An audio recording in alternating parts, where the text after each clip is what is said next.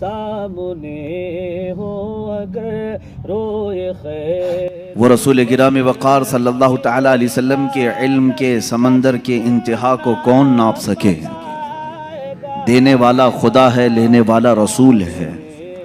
اللہ کے بہت سارے رازوں میں سے ایک راز علم غیب مصطفیٰ بھی ہے. رسول کریم صلی اللہ تعالی علیہ وسلم کو کتنا علم عطا ہوا، کتنا غیب جانتے تھے، یہ امت کا بحث کا موضوع نہیں ہے.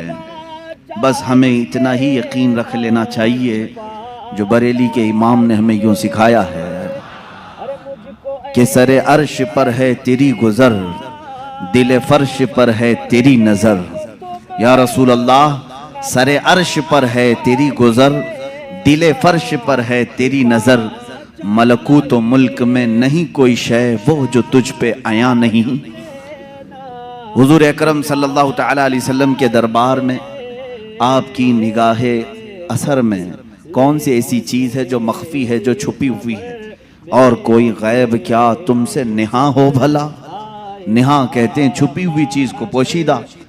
اور کوئی غیب کیا تم سے نہاں ہو بھلا، جب نہ خدا ہی چھپا تم پہ کروڑوں درود.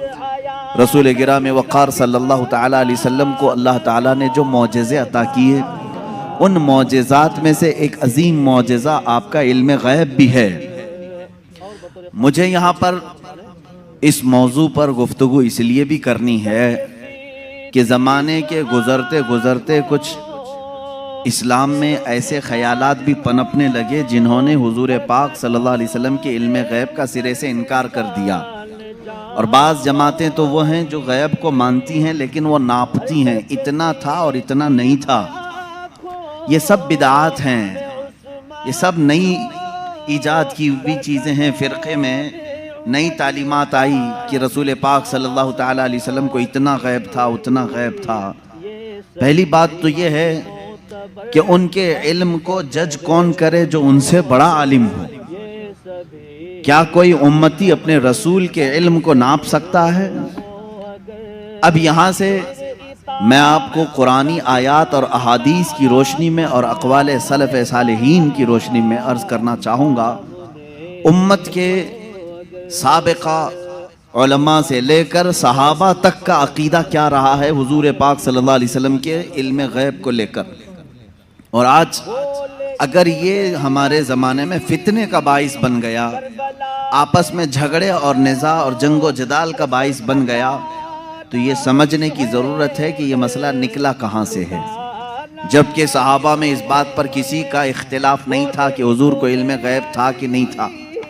اس پر کوئی ڈسکشن آپ حدیث کی کتابوں میں نہیں دکھا سکتے کہ صحابہ آپس میں جھگڑتے تھے کہ حضور کو اس بات کا غیب تھا کہ نہیں تھا. کبھی نہیں. بلکہ صحابہ تو صحابہ ہیں. اس زمانے کے جو مشرکین تھے، جو کافر تھے، ان کا بھی عقیدہ تھا کہ جو نبی ہوتا ہے وہ غیب کی خبریں دیتا ہے. ان کا بھی عقیدہ تھا. بات تو یہی ہے، کئی لوگ آ کر کے حضور پاک صلی اللہ تعالی علیہ وسلم سے غیب کی خبریں پوچھتے تھے. اگر آپ اللہ کے نبی ہیں تو فلاں چیز بتا دیجئے، اگر آپ اللہ کے نبی ہیں تو فلاں چیز بتا دیجئے. تو ان کا حضور کے پاس آ کر کے اس طرح سوال کرنا یہ اس بات کی دلیل ہے کہ کافروں کا بھی عقیدہ تھا کہ نبی غیب کی خبریں جانتا ہے. صحابہ کی تو بات چھوڑیں، صحابہ میں تو کبھی یہ بات ڈسکشن میں آئی نہیں. لیکن 14 صدیوں کے بعد امت اس حال سے گزر رہی ہے کہ ان میں بھی کچھ بنام علماء ایسے لوگ آئے جنہوں نے باضابطہ فرقوں کی بنیاد رکھی اور کتابوں میں لکھ مارا رسول پاک صلی اللہ تعالی علیہ وسلم کو پیٹھ پیچھے کی خبر نہیں تھی یا دیوار پیچھے کا علم نہیں تھا. یہ وہ باتیں ہیں جو 1400 سال کے بعد بعض مولوی کہلانے والے حضرات نے لکھ دیا یا گڑھ لیا اور امت کو اسی بات پر پریشان کر دیا. جماعتیں پیدا ہو گئی. لیکن میرے عزیزو، ہم جو آج تک عقیدے پر ہیں، الحمدللہ یہ وہی ہے جو 14 صدیاں پہلے صحابہ کا عقیدہ تھا. وہ اپنے نبی کونین صلی اللہ تعالی علیہ وسلم کے متعلق کیا عقیدہ رکھتے تھے. قرآنی آیات بھی اس بات کی شاہد ہیں. چند ان کے جو اعتراضات ہیں، میں آج پوری علمی گفتگو آپ سے کروں گا.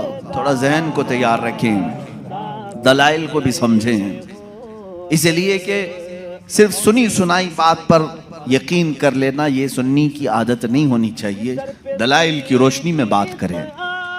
قرآن پاک کی جتنی آیات ہیں میں ان کے اوپر آتا ہوں، ابھی آتا ہوں، لیکن صحابہ کا پہلے عقیدہ کیا ہے یہ تو میں بتا دوں۔ حضور پاک صلی اللہ تعالی علیہ وسلم کے پاس ایک صحابی حاضر ہوتے ہیں، اور وہ غریب صحابی تھے۔ وہ گھر سے یہ سوچ کر کے نکلتے ہیں ان کی والدین کا انتقال ہو چکا تھا، اور غربت بہت زیادہ تھی، تنگ دستی تھی۔ وہ صحابی کہتے ہیں میں گھر سے یہ نکلا کہ آج حضور پاک صلی اللہ علیہ وسلم سے یہ دونوں چیزوں کی دعا کرا لوں، میرے ماں باپ کی مغفرت کی دعا ہو جائے، میرے مال میں برکت کی دعا ہو جائے۔ وہ آئے مسجد نبوی شریف میں، لیکن معاملہ ایسا تھا کہ عصر کے بعد بڑے بڑے صحابہ حضور پاک صلی اللہ علیہ وسلم کو گھیر کر بیٹھے ہوئے تھے، ان کو جانے کا موقع ہی نہیں ملا، اور یہ کہتے ہیں میری ہمت نہیں ہو سکی سب سے آگے بڑھ کر کے میں اپنا مدعا رکھوں۔ مغرب کی اذان ہو گئی، مغرب پڑھائی رسول کریم صلی اللہ علیہ وسلم نے، پھر جلسہ ہوا، لیکن پھر صحابہ گھیر لیے۔ یہ کہتے ہیں مجھے بات کرنے کا موقع ہی نہیں ملا، دور کھڑا رہا۔ عشاء ہو گئی، اللہ کے حبیب صلی اللہ تعالی علیہ وسلم عشاء کے بعد اپنے حجرے کی طرف روانہ ہو گئے، اپنے گھر کی طرف روانہ ہو گئے۔ صحابی کہتے ہیں آخر تک مجھے بولنے کا موقع نہیں ملا، سوچا کہ دروازہ کھلنے سے پہلے ایک بار موقع مل جائے میں بات کر لوں۔ یہ سوچتے ہوئے پیچھے ہاتھ باندھے چلے جا رہے تھے۔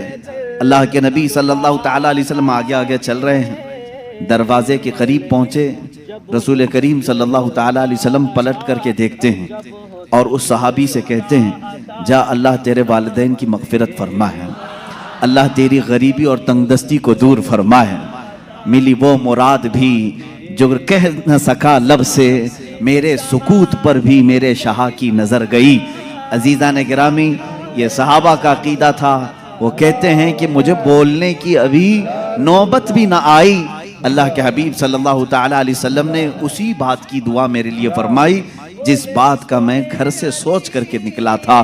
تو یہ صحابہ کا ایمان بھی تھا، یقین تھا کہ اللہ کے نبی صلی اللہ تعالی علیہ وسلم غیب کی خبریں جانتے ہیں۔ اب اور دوسرے صحابہ کی بات میں بتاؤں، جنگ تبوک کے موقع پر، جنگ تبوک بڑی سخت جنگ ہوئی ہے، اور مدینے سے تقریباً 800-900 کلومیٹر دور کا فاصلہ ہے تبوک۔ اللہ کے حبیب صلی اللہ تعالی علیہ وسلم نے مدینے کے سارے جتنے بھی جوان تھے سب سے کہا تھا کہ اس جنگ میں شریک ہو جائیں۔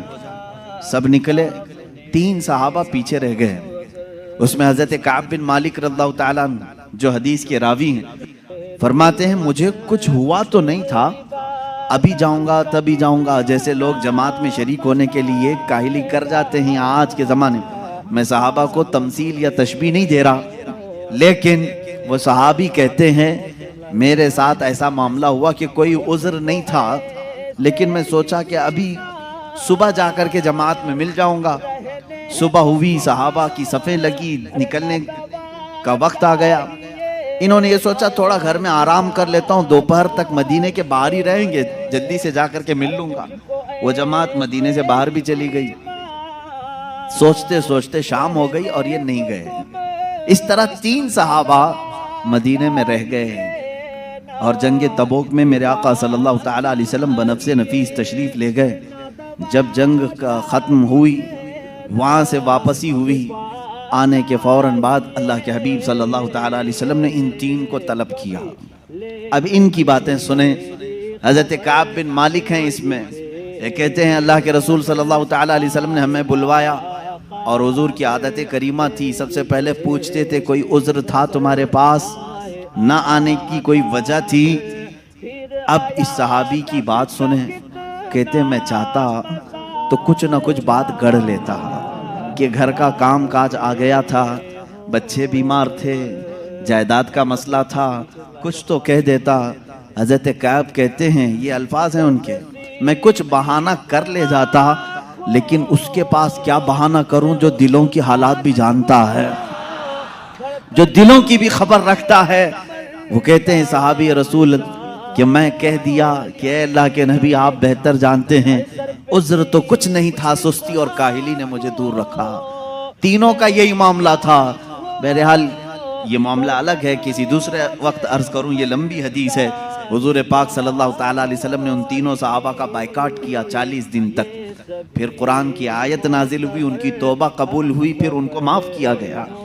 لیکن مجھے اس سے بیان یہی کرنا تھا، صحابہ کا عقیدہ یہ ہے، وہ یہ کہتے ہیں ہم چاہتے تو بہانہ کر لیتے، لیکن ان کے پاس کیا بہانہ کریں جو دلوں کی بھی جانتے ہیں۔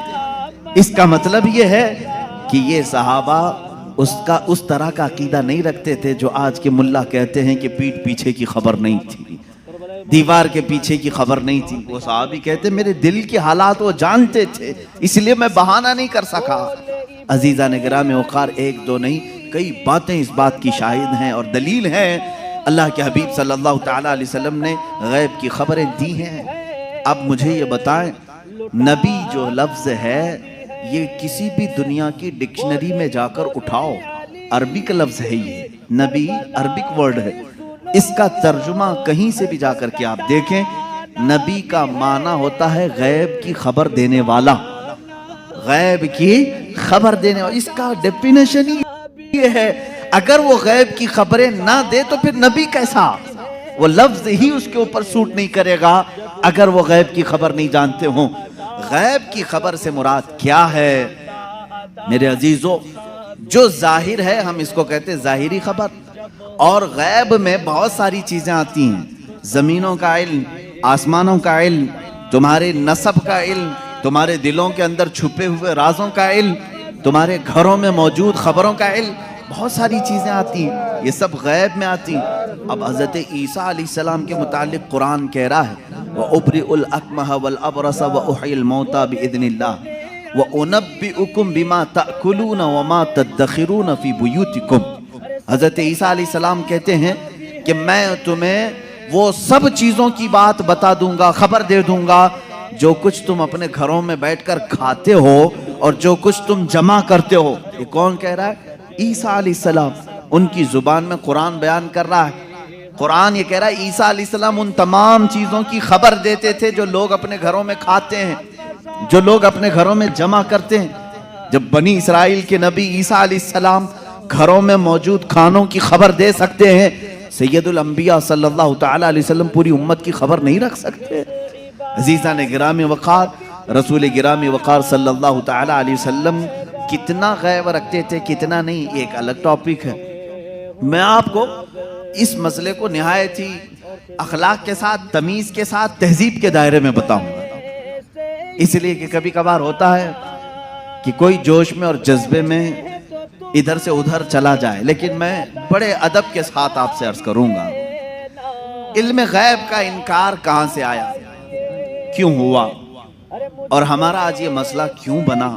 اس کی وجہ یہ ہے کہ بعض سلفی اور وہابی اور ان کی پیروی میں جماعت دیوبند، جن کے بعض علماء نے حضور پاک صلی اللہ تعالیٰ علیہ وسلم کے کچھ علم غیب کا انکار کیا، ان کی کتابوں میں موجود ہے۔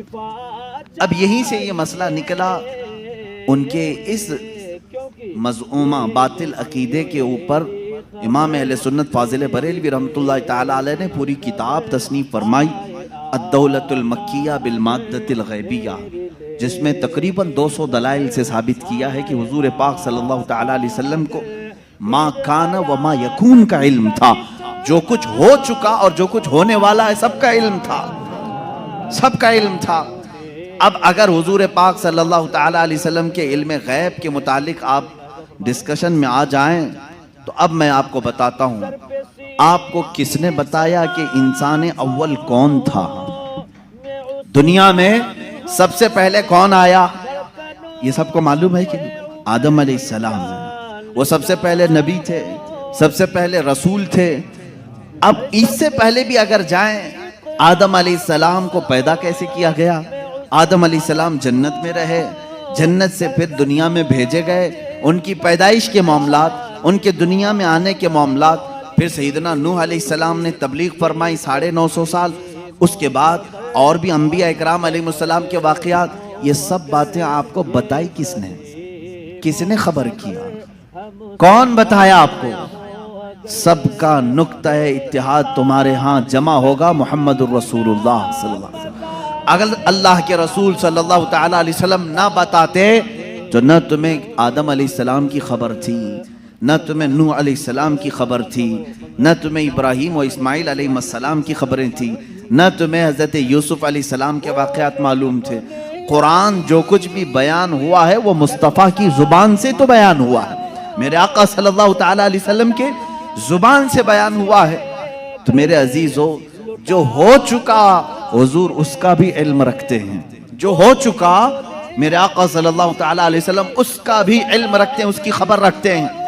اب بعد میں ہونے والا یہ بھی آپ کو معلوم ہے، ہر مسلمان کا عقیدہ ہے قیامت آنے والی ہے یا نہیں؟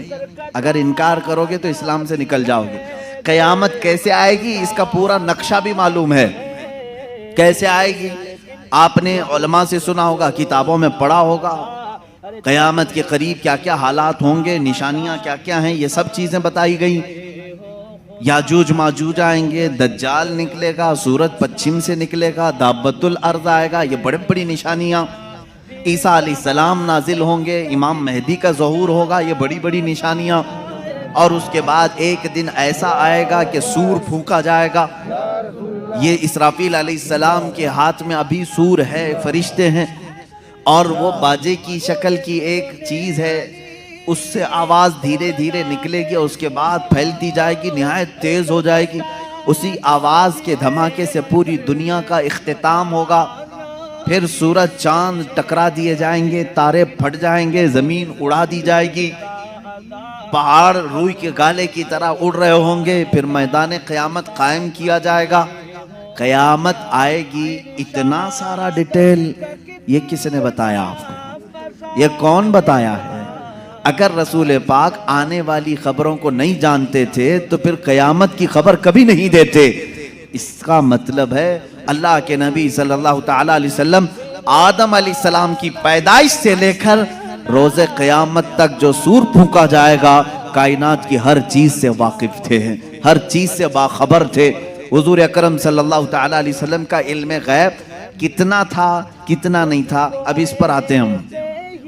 اس لیے کہ بعض علماء، ان سے ہمارا بھی ڈسکس ہوا، انہوں نے کہا کہ آپ خواہ وہابی اور دیوبندی جماعت سے اختلاف رکھتے ہیں، ہم کبھی انکار نہیں کرتے حضور صلی اللہ تعالیٰ علیہ وسلم کے علم غیب کا، لیکن ہم یہ کہتے ہیں کہ پورا علم غیب ان کے پاس نہیں تھا۔ انہوں نے باضابطہ ہمارے ساتھ یہ ڈسکس کیا، پورا علم غیب نہیں تھا۔ ہم حضور کے تھوڑے سے علم غیب کا انکار نہیں کرتے، ہاں تھا رسول کو، لیکن پورا نہیں تھا ہر چیز کا۔ میں نے کہا اس پر کیا دلیل ہے آپ کے پاس؟ انہوں نے کہا بعض مقامات پر حضور نے کہا ہے مجھے معلوم نہیں، بہت سارے ایسے مقامات ہیں واقعہ ہو گیا حضور کو اس کی خبر نہیں رہی، اس کا مطلب ہے حضور کو پورے علم غیب کا پورا علم غیب نہیں تھا، تھوڑا سا تو تھا، ہم اس کا اقرار کرتے ہیں۔ میرے عزیزو، جواب صرف اتنا ہی ہے کہ چلو میاں، ہم اور آپ بیٹھتے ہیں، ہم یہ لکھتے ہیں کہ حضور کا کیا کیا علم غیب تھا، اور آپ یہ لکھو کہ حضور کو کس کس چیز کا نہیں تھا۔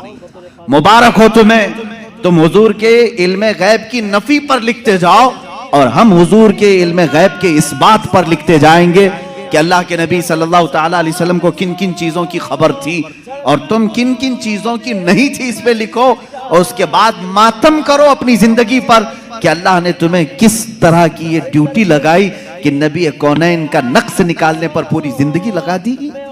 حضور پاک کے صلی اللہ تعالیٰ علیہ وسلم کے مرتبے کو کم کرنے کے لیے تمہیں ڈیوٹی لگ گئی، تم اس چیز پر تیار ہو گئے۔ عزیزان گرامی وقار، پہلے یہ تو مجھے بتائیں کہ کون ہے جو یہ انصاف کرے گا اتنا تھا اتنا نہیں تھا، کتنا تھا؟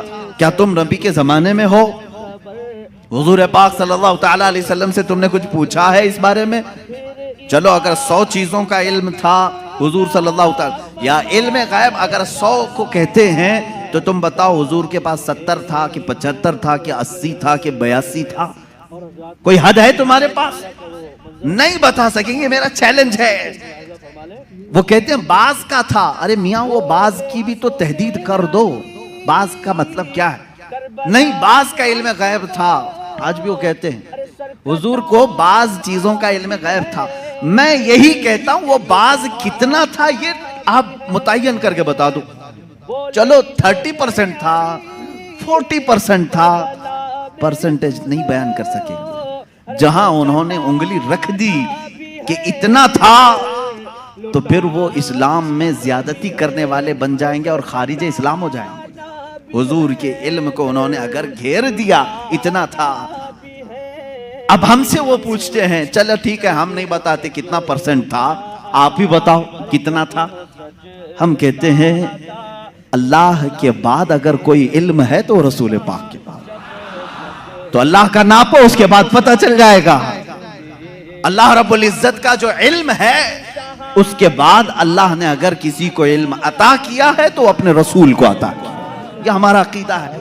اب ہمیں معلوم نہیں اللہ کا علم کتنا ہے, اب ہم کو وہ اصل معلوم نہیں, تو پھر جس کو عطا کیا اس کا کہاں ہم حساب کر سکیں. اب ایک ایگزامپل میں آپ کو بتا دوں. سیدنا خضر علیہ السلام جن کو خضر کہا گیا ہے, موسیٰ علیہ السلام اور حضرت خضر کا جو واقعہ ہے سورہ کہف میں ہے. انہوں نے خود کہا ہے کہ مجھے بعض چیزوں کی حکمت دی گئی. حضرت موسیٰ علیہ السلام حضرت خضر سے ملنے کے لیے گئے تھے, معلوم ہوگا آپ کو واقعہ. موسیٰ علیہ السلام اپنے زمانے کے جلیل القدر پیغمبر ہیں. آپ نے اللہ کی بارگاہ میں دعا کی کہ اے اللہ جو علم و حکمت سے بھرا ہوا تیرا بندہ ہے مجھے اس سے ملاقات کرا. اللہ نے فرمایا ایک مچھلی بھون کر کے لے چلو, سمندر کے کنارے کنارے چلتے رہو, جہاں یہ مچھلی زندہ ہو کر سمندر میں چلی جائے وہاں میرے اس بندے سے تیری ملاقات ہوگی. قرآن پاک میں یہ موجود ہے سورہ کہف میں. موسیٰ علیہ السلام اپنے غلام کے ساتھ لے کر چلتے رہے ایک جگہ آرام کرنے کے لیے. آپ رکے, سو گئے, مچھلی وہیں زندہ ہوئی, بھنی ہوئی مچھلی, تلی ہوئی مچھلی زندہ ہوئی اور سمندر میں کود گئی. غلام نے خبر نہیں کیا, اٹھایا نہیں. موسیٰ علیہ السلام آرام فرما رہے تھے, پھر جب بیدار ہوئے تو غلام بھول گئے, آگے چل پڑے. موسیٰ علیہ السلام کو بھوک کی شدت ہوئی تو آپ نے کہا لاؤ وہ مچھلی کھا لیتے ہیں, اب لمبا سفر نہیں ہوگا. تب غلام نے کہا وہ مچھلی وہیں اچھل کر چلی گئی تھی جہاں آپ آرام کر رہے تھے. واقعہ طویل ہے. واپس موسیٰ علیہ السلام وہاں آئے تو دیکھا ایک سفید پوش بزرگ تھے. انہوں نے آپ کا نام لے کر کے آپ کو سلام کی, ملاقات ہوئی. حضرت موسیٰ علیہ السلام نے ان سے کہا کہ میں آپ کے ساتھ کچھ دن رہنا چاہتا ہوں. انہوں نے کہا تم میرے ساتھ نہیں صبر کر سکو گے. موسیٰ علیہ السلام نے کہا رہوں گا. انہوں نے ایک شرط رکھی, میں جو بھی کام کروں اس پر پوچھنا مت کہ ایسا کیوں کیا. موسیٰ علیہ السلام اس پر پابندی کے ساتھ چلتے رہے. 3 واقعات قرآن میں بیان کیے گئے. کشتی پر بیٹھے اور وہ کشتی والا فری میں بٹھایا دونوں کو, موسیٰ علیہ السلام اور حضرت خضر کو. آپ حضرت خضر اس کی کشتی کو پھاڑنے لگے. موسیٰ علیہ السلام نے کہا کہ یہ فری میں بٹھایا ہے, اس کی کشتی کو آپ پھاڑ رہے ہیں. انہوں نے جلال کا اظہار کیا, کہا میں نے کہا تھا آپ میرے کسی کام پر نہ سوال کریں. آپ نے کہا آئندہ نہیں کیا جائے گا. کشتی سے اترے, ایک مقام پر گئے, ایک گاؤں میں کچھ بچے کھیل رہے تھے, اس میں خوبصورت بچہ تھا, اس کو پکڑ کر کے انہوں نے مار دیا حضرت خضر نے. موسیٰ علیہ السلام نے پھر پوچھا کہ آپ کو یہی بچہ ملا تھا, اس کو آپ نے مار دیا. انہوں نے پھر کہا, آپ نے پھر پوچھا. انہوں نے کہا موسیٰ علیہ السلام نے آخری ایک موقع اور, ایک گاؤں پہنچے, گاؤں والوں سے کہا ہم کو مہمان بنا لو. گاؤں والوں نے انکار کر دیا, ہم دونوں کو مہمان نہیں رکھیں گے اور نہ کھانا کھلائیں گے. وہ وہاں سے نکلے, اس گاؤں کی ایک دیوار گر رہی تھی. موسیٰ علیہ السلام سے حضرت خضر نے کہا چلو دونوں مل کر کے دیوار کو سیدھی کرتے ہیں. موسیٰ علیہ السلام نے کہا ایک تو گاؤں والوں نے کھانا بھی نہیں کھلایا, مہمان بھی نہیں بنایا, ان کی دیوار کو ہم کیوں صحیح کریں, اور آپ نے ایسا کیوں کیا. حضرت خضر نے کہا اب یہاں سے تمہارا اور ہمارے جدائی کا راستہ, ھذا فراق بینی و بینک سأنبئک بتأویل ما لم تستطع علیہ صبرا. قرآن کہتا ہے اب خضر علیہ السلام نے کہا جس پر آپ کو صبر نہیں ہوا ان میں سے ہر ایک کی میں حکمت بتاتا ہوں. اس کے پیچھے چھپا ہوا غیب کا علم کیا تھا, یہ کون کہہ رہا ہے؟ سیدنا خضر علیہ السلام. اس کے پیچھے چھپے ہوئے راز کیا تھے؟ وہ کشتی جس میں ہم بیٹھے تھے میں نے اس لیے پھاڑا کہ کنارے ایک بادشاہ ظالم جو اچھی کشتیوں کو دیکھ کر کے غصب کر لیتا تھا, لوٹ لیتا تھا, میں نے اس پر احسان کر کے تھوڑا سا عیب لگا دیا تاکہ اس مزدور کی کشتی کو بادشاہ ہڑپ نہ لے, غصب نہ کر لے. یہ اس کے اندر چھپا ہوا غیب تھا, غیب کا علم تھا. موسیٰ علیہ السلام کو دوسرے واقعے کی خبر انہوں نے دی. وہ بچے کے متعلق مجھے اللہ کی طرف سے یہ علم تھا کہ وہ بڑا ہو کر کے اپنے ماں باپ کو بھی مارے گا اور قاتل بلکہ وہ کافر بنا ڈالے گا، اس لیے میں نے اس کو مار دیا تاکہ اس کے والدین محفوظ رہیں، ایمان کی حالت میں رہیں. تیسرے، اس دیوار کو ہم نے جو صحیح کیا وہ در حقیقت 2 یتیموں کی تھی. ان کے باپ نے اس دیوار کے پیچھے خزانہ دفن کیا ہے، اگر یہ گر جاتی تو گاؤں والے ہڑپ لے جاتے. میں نے ان یتیموں کی حفاظت کے لیے دیوار کو صحیح کیا. یہ 3 غیب کی خبریں بتاتے ہیں حضرت خضر. اس کے بعد جو بات ہے خضر، سیدنا خضر، ان کے متعلق خود اختلاف ہے کہ یہ نبی تھے کہ ولی تھے. نبی تھے کہ ولی تھے. بعض علماء نے کہا بنی اسرائیل کے نبی تھے، بعض علماء نے کہا نہیں وہ اپنے وقت کے ولی تھے. بہرحال اللہ نے ان کو علم و حکمت عطا کیا تھا. اب آؤ میں آپ کو بتاتا ہوں کتنا دیا تھا. اب یہی بات چل رہی نا، کتنا دیا تھا، اتنا کی اتنا. حضرت موسیٰ علیہ السلام نے حضرت خضر سے پوچھا کہ آپ کو کتنا علم غیب ملا. وہ سمندر کے سفر پر تھے. سمندر کو تو جانتے ہیں آپ، اس کا کنارہ کون دیکھا ہے؟ ادھر شروع ہوا کہ ادھر ختم ہوا، معلوم ہی نہیں پڑتا. سمندر تو وہاں تک دکھتا ہے جہاں تک آسمان لگا ہوا دکھتا ہے. سمندروں کو آپ نے دیکھا ہوگا تو معلوم ہے، ہم نے سفر بھی کیا ہے، کوئی کنارہ سمندر کا دکھتا نہیں جلدی. حضرت خضر اس وقت کشتی میں بیٹھے ہوئے ہیں موسیٰ علیہ السلام کے ساتھ. ایک چڑیا اڑتی ہوئی آئی، بیٹھی، اس نے چونچ مارا اور سمندر سے قطرہ پانی پی اور اڑ کر چلی گئی. حضرت خضر کہتے ہیں علم الہی کی مثال سمندر کی طرح ہے، اور چڑیا نے جتنا قطرہ پانی اس میں سے پیا اتنا بھی مجھے نہیں ملا ہے. یہ کون کہہ رہا ہے؟ سیدنا خضر، بنی اسرائیل کے نبی، جن کے غیب کی خبریں موسیٰ علیہ السلام کو بتائی گئی. اتنا علم تھا ان کے پاس جو چڑیا سمندر کے قطرے میں، سمندر میں سے جتنا پی لے. میرے عزیزو، اب یہاں سے کتنا اور اتنا کا اندازہ وہی کر سکے گا جو علم الہی کو ناپا ہوگا. اللہ کا علم کتنا ہے. اب یہاں رسول کریم صلی اللہ تعالیٰ علیہ وسلم کے دربار میں آتے ہیں. اگر آپ سوال کرتے ہیں کتنا تھا کتنا نہیں تھا، تو یہ مسئلہ ہم ڈائریکٹ اللہ سے کیوں نہ پوچھ لیں؟ اے مولا، عطا کرنے والا تو ہے، لینے والا تیرا رسول ہے، تو ہی بتا دے کتنا علم تھا. قرآن کے پاک کی آیت آپ 4 پارے میں پڑھیں، 5ویں پارے میں پڑھیں. اللہ رب العزت فرماتا ہے وَعَلَّمَكَ مَا لَمْ تَكُنْ تَعْلَمْ وَكَانَ فَضْلُ اللَّهِ عَلَيْكَ عَظِيمًا. اے رسول، ہم نے آپ کو علم غیب کتنا دیا؟ کتنا دیا؟ فرماتا ہے میرا مولا، اے رسول، ہر اس چیز کا علم دیا جو آپ پہلے نہیں جانتے تھے. اب کیا کیا نہیں جانتے تھے تم طے کرو، پھر میں بتاتا ہوں. ہر اس چیز کا علم اللہ نے انہیں دیا ہے. تم اگر کہتے ہو رسول یہ نہیں جانتے تھے، تو مولا تو کہہ رہا ہے جو رسول نہیں جانتے تھے میں نے دے دیا ہے. تم اگر کہو کہ حضور بچپن کی خبریں نہیں جانتے تھے، میں کہوں گا اللہ وہ بھی دیا ہے. تم اگر کہتے ہو پہلے کی خبر نہیں جانتے تھے، میں کہوں گا اللہ کہہ رہا ہے وہ نہیں جانتے تھے وہ بھی دیا ہے. تم کہتے ہو قیامت کے بارے میں رسول نہیں جانتے تھے، اچھا ہے تم جتنے نہیں جانتے تھے والے ورڈز لاؤ گے. قرآن کی آیت کے نیچے اللہ نے وہی فرمایا وَعَلَّمَكَ مَا لَمْ تَكُنْ تَعْلَمْ. اے رسول جو نہیں جانتے تھے سب میں نے دے دیا ہے. جو نہیں جانتے تھے، تم جو بھی کہو کہ یہ نہیں جانتے تھے، صاف کہو ہاں ٹھیک ہے نہیں جانتے تھے، لیکن اللہ کہہ رہا ہے رسول جو نہیں جانتے تھے وہ دے دیا ہے. اب تیرا لفڑا کس بات پر ہے؟ تیرا جھگڑا کس بات پر ہے؟ اللہ خود کہہ رہا ہے جو نہیں جانتے تھے وہ میں نے دے دیا. اب اس آیت نے پورا فیصلہ کر دیا ہے. اب یہاں پر آئیں، ڈسکس ہوتا ہے تو بعض لوگ یہ کہتے ہیں قرآن کی آیت ہے. قرآن کہہ رہا ہے وَعِنْدَهُ مَفَاتِحُ الْغَيْبِ لَا يَعْلَمُهَا إِلَّا هُوَ. اللہ کے پاس غیب کے خزانوں کی چابیاں ہیں، کوئی دوسرا نہیں جانتا. ایک آیت ہے.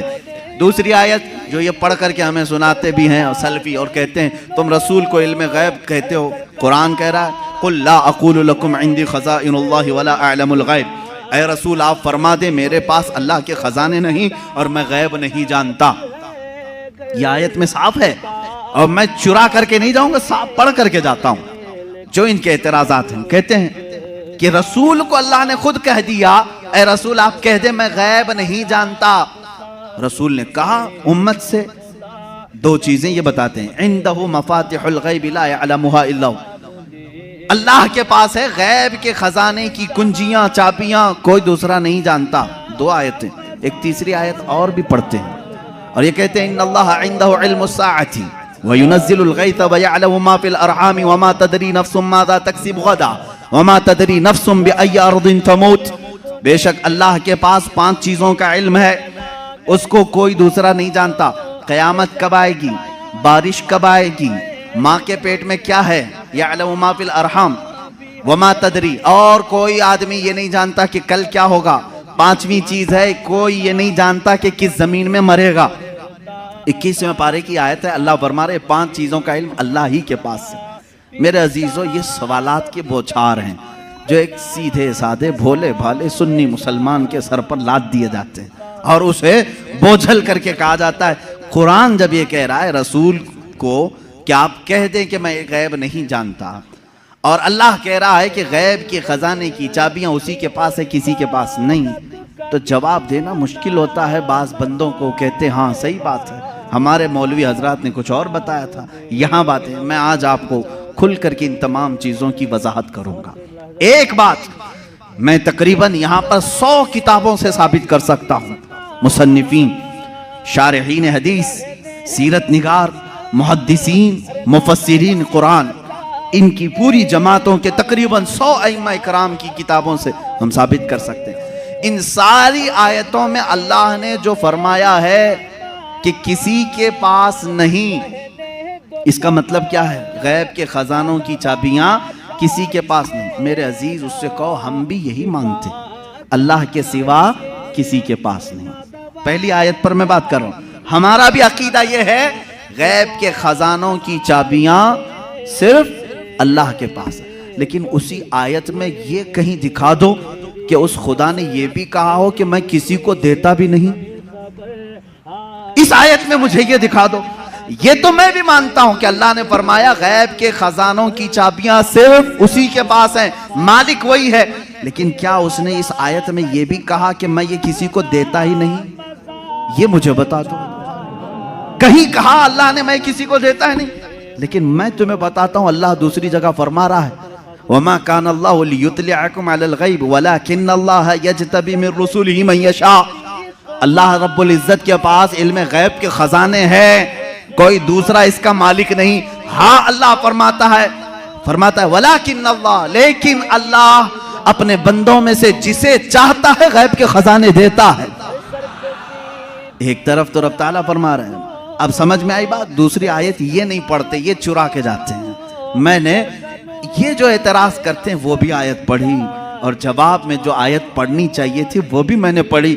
اللہ نے فرمایا بالکل سچ ہے، ہمارا عقیدہ بھی یہی ہے غیب کے خزانوں کی چابیوں کا مالک صرف اللہ ہے. لیکن اس نے کہیں قرآن میں یہ نہیں کہا کہ میں چابیاں کسی کو نہیں دیتا. کہیں کہا اللہ تعالیٰ نے، بلکہ رسول سے پوچھتے ہیں. میرے آقا صلی اللہ تعالیٰ علیہ وسلم خود فرماتے ہیں، حدیث پاک ہے، صحیح حدیث ہے، اعطیت مفاتیح خزائن الارض. معراج کی رات آپ کو اللہ نے کیا کیا دیا؟ حضور فرماتے ہیں مجھے زمین کے سارے خزانوں کی چابیاں اللہ نے دی. رب ہے موتی یہ ہے قاسم، رزق اس کا ہے کھلاتے یہ ہیں. ٹینشن تیسرے کو کیوں ہے؟ تکلیف تیسرے کو کیوں ہے؟ اللہ فرما رہا ہے دینا چاہے وہ اپنے بندوں میں سے جس کو چاہے دے دے.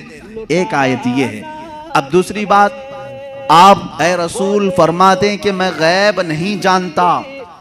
ایک آیت یہ بھی پڑھ کر کے بتا دیں. دیکھو 7ویں پارے میں ہے، اللہ نے فرمایا اے رسول آپ کہہ دیں میں غیب نہیں جانتا. اس کا مطلب کیا ہے جب رسول خود فرما رہے ہیں میں غیب نہیں جانتا؟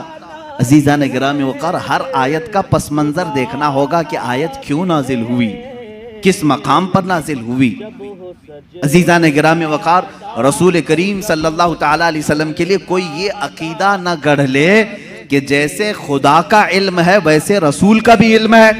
یہ شرک ہو جائے گا. کسی سنی کا یہ عقیدہ ہے؟ کیا آپ رسول کو خدا کے برابر سمجھتے ہیں؟ رسول کا علم خدا کے علم کے برابر ہے؟ نہیں. اللہ کا علم اس کا اپنا ذاتی علم ہے، اور رسول کا جو علم ہے وہ عطا کیا ہوا ہے. خدا کو کسی نے عطا کیا، لیکن رسول کو اللہ نے عطا کیا. اب یہاں پر اللہ نے جو رسول سے فرمایا اے رسول آپ کہتے میں غیب نہیں جانتا، اس کا مطلب ویسا غیب جو اللہ کا ہے وہ میں نہیں جانتا. ہاں وہ سب جانتا ہوں جو اللہ نے مجھے دیا ہے۔ بات سمجھ میں آ گئی؟ یہ دوسری آیت ہو گئی۔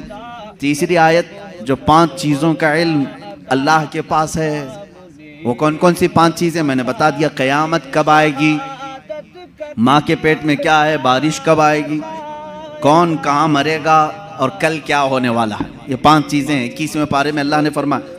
یہ بہت سارے لوگ اعتراض کے طور پر اسی آیت کو پیش کرتے ہیں، کہتے ہیں دیکھو رسول کو اللہ نے ان چیزوں سے بھی دور رکھا تھا، یہ 5 چیزوں کی خبریں نہیں۔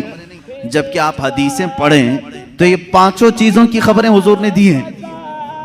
قرآن کہہ رہا ہے اس کا علم کسی کے پاس نہیں، اور رسول یہاں خبریں دے رہے ہیں۔ ایک ٹکڑا اس میں سے میں بتا دوں، ایک ٹکڑا اللہ کے نبی صلی اللہ تعالی علیہ وسلم کی حدیث کی طرف میں لے جاؤں گا۔ قرآن کی آیت کا ایک ٹکڑا، کون کہاں مرے گا یہ نہیں جانتا کوئی۔ وما تدری نفس بأی ارض تموت، لیکن جنگ بدر کا موقع ہے، دوسرے دن جنگ ہونے والی ہے۔ رات کے وقت میرے آقا صلی اللہ علیہ وسلم اپنے ہاتھ میں چھڑی لے کر کے چل رہے ہیں۔ مسلم شریف کی حدیث ہے، صحیح مسلم شریف کی حدیث۔ حضور صلی اللہ تعالی علیہ وسلم اپنے ہاتھ میں لکڑی لے کر میدان میں آئے، اپنے صحابہ کو حوصلہ دلانا تھا کہ تم گھبراؤ مت، کل کیا ہونے والا ہے میں بتاتا ہوں۔ قرآن کہہ رہا ہے کل کیا ہونے والا ہے وہ کسی کو نہیں معلوم، اور رسول کہہ کیا ٹکراؤ ہے کیا رسول میں اور قرآن میں اس کو بتاؤں گا میرے عزیزو جواب کے ذریعے سے۔ کوئی ٹکراؤ نہیں، ٹکراؤ تو ان کے پیٹ میں۔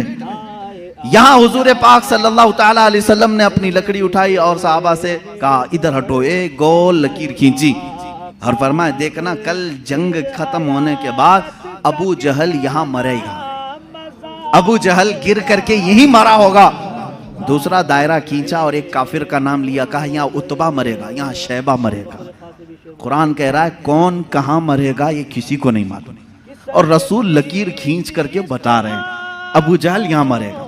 اب جس صحابی نے یہ حدیث روایت کی ہے، آپ حدیث کے آگے کے الفاظ پڑھیں، انکار کی گنجائش ان کے پاس بھی نہیں، اس لیے کہ مسلم شریف کی حدیث ہے، مسلم شریف کی حدیث ہے جو بخاری کا درجہ بھی رکھتی ہے بعض مقامات پر۔ میرے عزیزوں صحابی کہتے ہیں جنگ ہوئی، ختم ہوئی، دوسرے دن ہم فتح کا جشن منا رہے تھے، لیکن میدان میں جب کافروں کی لاشیں گھسیٹنے کے لیے آئے تو ہم نے دیکھا رسول پاک صلی اللہ علیہ وسلم نے جو دائرہ کھینچا تھا جس کے نام کا، وہ ایک بال برابر بھی باہر نہیں گرا تھا، وہیں گر۔ ابو جہل کے لیے جو پنجرہ بنایا گیا تھا اسی میں مرا ہے۔ عتبہ اور شیبہ کے لیے جو ڈیڈ لائن کھینچی گئی تھی وہیں ان کا ڈیڈ ہوا ہے، آخری وہیں ختم ہوئے ہیں۔ میرے عزیزو قرآن کہہ رہا ہے کل کیا ہونے والا ہے یہ کسی کو نہیں معلوم، رسول نے ایک دن پہلے جنگ کل کیسے ہونے والی وہ بتا دیا۔ دوسری چیز قرآن کہہ رہا ہے کون کہاں مرے گا یہ نہیں معلوم، رسول تو زمین کھینچ کر کے بتا رہے ہیں۔ 2 چیزیں تو یہاں ہو گئی، ماں کے پیٹ میں کیا ہے یہ بھی کوئی نہیں جانتا، تم رسول کی بات آتے ہو تو یہاں کہتے ہو دیکھو قرآن کہہ رہا ہے ماں کے پیٹ میں کیا ہے وہ نہیں جانتا۔ تم تو ڈاکٹروں کے بارے میں بھی اتنا علم رکھتے ہو کہ سونوگرافی سے بتا دیتے ہیں لڑکا ہے کہ لڑکی ہے۔ آج کے جدید علم میں اس کا تو انکار نہیں ہے۔ اب یہ قرآن کی آیت جس چیز کو منع کر رہی ہے کوئی نہیں جانتا، اس کا مطلب کیا ہے، اس کا مطلب کیا ہے؟ اب بارش کا مسئلہ ہے، بارش کب ہوگی یہ کسی کو نہیں معلوم، بارش کب ہوگی یہ کسی کو نہیں معلوم، لیکن بارگاہ مصطفیٰ صلی اللہ علیہ وسلم میں ایک صحابی حاضر ہوئے، کہا کہ آقا قحط پڑ گیا ہے، بکریاں سوکھ رہی ہیں، جانور مرنے کے قریب ہیں، بارش نہیں ہے، کب آئے گی؟ یہ کس سے پوچھنے آئے صحابی؟ رسول پاک سے۔ جبکہ قرآن کہہ رہا بارش کب آئے گی یہ کسی کو نہیں معلوم، معلوم ہونا نہ ہونا الگ بات ہے۔ رسول پاک نے کہا ابھی نازل کر دیں۔ حضور پاک صلی اللہ تعالی علیہ وسلم کو اللہ نے اتنا اختیار عطا کیا کہ آپ نے ہاتھ اٹھایا اور کہا اے مولا ہمارے قحط سالی کو دور کر دے، بارش برسا۔ وہ صحابی کہتے ہیں ہمارے ہاتھ نیچے بھی نہیں ہوئے تھے کہ بارش شروع ہو گئی، اور اتنی ہوئی 8 دن تک ہوتی رہی۔ دوبارہ وہ آئے وہی صحابی، انہوں نے کہا آقا اب پانی بھر گیا ہے اور گھروں میں آ رہا ہے، آپ اتنا کہہ دیں کہ اب بارش مدینے میں نہیں دور برسے۔ حضور نے پھر ہاتھ اٹھایا اور کہا اللہم حوالینا لا علینا، اے اللہ ہمارے ارد گرد برسا، اب ہمارے لیے کافی ہے۔ وہ صحابی کہتے ہیں مدینے کے اوپر سے بادل چھٹ گیا، یہاں سکھا رہا، آس پاس بارش برستی رہی۔ تم تو انکار کر رہے ہو کہ رسول کو کب بارش آئے گی یہ نہیں معلوم. حدیث تو بتا رہی ہے رسول جب چاہیں آ جائے, جب چاہیں آ جائے. اب آیت کا کیا مطلب ہے؟ آیت میں جو انکار ہے اور حدیث میں بھی ہے, حضور نے فرمایا 5 چیزوں کا علم کسی کو نہیں. یہاں یہی جواب میں دوں گا, اے میرے عزیز, اللہ نے یہ سچ فرمایا کہ یہ 5 چیزوں کا علم اللہ ہی کے پاس ہے, لیکن پوری آیت میں اللہ نے یہ کہیں نہیں فرمایا یہ میں کسی کو دوں گا بھی نہیں. اللہ نے فرمایا یہ 5 چیزوں کا علم میں کسی کو دیتا بھی نہیں, بلکہ اللہ جسے چاہے ان 5 چیزوں سے خبردار کرے. جب عام بندوں کو اللہ ان 5 چیزوں سے خبر کر سکتا ہے تو اپنے غیب بتانے والے رسول کو کیا یہ 5 چیزوں کا علم نہیں دیا جائے گا؟ بے شک میرے آقا صلی اللہ تعالیٰ علیہ وسلم کو خبریں تھیں. اب آؤ احادیث کی روشنی میں کون کون سی چیزیں صحابہ نے محسوس کی ہیں. جنگ بدر کے قیدی جو تھے, وہ جو قید ہوئے تھے 70 لوگ تھے, ان کے بارے میں مشورہ ہو رہا تھا. بہت ساری چیزیں ہیں غیب کی خبروں میں, مشورہ ہو رہا تھا کہ کیا کیا جائے. بعض نے کہا ان کو مار ڈالیں, جلا دیں, بہت انہوں نے ستایا ہے مسلمانوں کو. لیکن حضرت ابوبکر صدیق رضی اللہ تعالیٰ عنہ کے مشورے پر عمل ہوا. انہوں نے کہا ان سے فدیہ لے کر کے چھوڑ دیا جائے. حضور پاک صلی اللہ تعالیٰ علیہ وسلم ہر ایک قیدی کو باری باری بلا رہے تھے کہ تمہارے پاس جو ہے وہ لے آؤ, مال دو اور آزاد ہو جاؤ, کیونکہ انہوں نے تلوار اٹھائی تھی. تلوار اٹھانے کا یہ جرم ہے, اب آزاد ہو. دوسری قومیں تو چھوڑتی نہیں, تلوار اٹھانے والے کو مار دیا جاتا ہے یا جیل میں ڈالا جاتا ہے. یہ میرے آقا کا رحم تھا کہ فدیہ دے کر کے انہیں چھوڑا جا رہا تھا, اس لیے کہ یہ بعد میں پھر دائرہ اسلام میں آئیں گے. چھوڑا جا رہا تھا. انہی قیدیوں میں حضور کے چچا عباس بھی تھے, وہ ایمان لائے ہوئے نہیں تھے, کافروں کی طرف سے لڑنے کے لیے آئے تھے. عباس وہ بھی قیدیوں میں تھے, چچا ہیں. حضور صلی اللہ تعالیٰ علیہ وسلم کے پاس پہنچے, کہا اے چچا آپ تو ان کے دشمنوں کے ساتھ آئے تھے, فدیہ دو اور آزاد ہو جاؤ. کہا میرے پاس کچھ بھی نہیں, میرے پاس کچھ بھی نہیں ہے, مال کچھ بھی نہیں ہے. حضور پاک صلی اللہ تعالیٰ علیہ وسلم نے کیا فرمایا جانتے ہیں؟ کہتے ہیں چچا جب مکہ سے نکلے تھے اپنی بیوی ام الفضل کو ایک گٹھری آپ نے سکوں کی دی تھی, فلاں جگہ چھپانے کے لیے کہا تھا, وہ گٹھری منگوائیں اور فدیہ دیں اور آزاد ہو جائیں. اللہ اکبر. حضرت عباس کہتے ہیں یہ راستہ میرا اور میری بیوی کا یہ محمد عربی صلی اللہ علیہ وسلم جنگ کے میدان میں بتا رہے ہیں. چچا آپ گھر سے نکلتے وقت جو پیسوں کی تھیلی اپنی بیوی کو سپرد کر کے آئے تھے اور کہا تھا فلاں جگہ چھپا کے رکھنا, کسی کو بتانا مت, حضور یہ تک بتا رہے ہیں. حضرت عباس نے کہا میں فدیہ تو لاؤں گا لیکن پہلے کلمہ طیبہ بھی پڑھ لوں گا. دائرہ اسلام میں آئی حضرت عباس رضی اللہ تعالیٰ عنہ حضور صلی اللہ تعالیٰ علیہ وسلم پر ایمان لائے. میرے عزیزوں ان کا تو یہ عقیدہ تھا کہ رسول ہمارے گھروں میں چھپی ہوئی چیزوں کو بھی جانتے. جنگ بدر میں آئے ہوئے اور بھی جنگ بدر ہی سے متعلق بڑی نفیس بات ہے, حدیث ہے. جنگ بدر میں جو کفار و مشرکین آئے تھے اس میں کئی غیب چھپے ہوئے ہیں, کئی غیب جن کی خبریں حضور صلی اللہ علیہ وسلم نے دی. ختم ہوئی اس میں کافروں کو بھاری نقصان ہوا تھا, بڑا نقصان ہوا تھا. یہ تو معلوم ہے کہ صرف 14 صحابہ کی وفات ہوئی, شہادت ہوئی, باقی 70 ان کے مارے گئے, 70 قیدی بنائے گئے. پورا مال وہ چھوڑ کے بھاگے تھے, جو 1000 کی تعداد میں آئے تھے اور ادھر 313 ہی تھے. اس کے بعد وہ اسی غم میں پیچ و خم کھا رہے تھے, گلتاں پیچاں تھے. مکہ کے لوگ یعنی حسد میں جل رہے تھے. ان میں سے ایک شخص تھا صفوان, اس کے باپ کو قتل کر دیا گیا تھا میدان بدر میں, امیہ میں باپ مار دیا گیا. جب لوگ جا کر کے واقعات سنا رہے تھے, وہ بہت مالدار آدمی تھا صفوان, بہت غم میں آ گیا کہ میرے باپ اتنے بڑے آدمی سردار قریش کو محمد کے ساتھیوں نے قتل کر دیا. غم و غصے میں, غیظ میں وہ جل رہا تھا. اسی کی کیٹیگری کا ایک اور شخص عمیر بن وہب, عمیر بن وہب ان کا بیٹا قیدی بن کر کے حضور کے پاس گرفتار ہو چکا تھا. ایک کا بیٹا قیدی بنا ہے, ایک کا باپ مارا گیا ہے. دونوں سیم کیٹیگری کے ہو گئے, دوستی جلدی ہوتی ہے. ایسے دونوں کا جب میٹر سیم ہو تو دل کی باتیں شیئر ہوتی رہتی ہیں.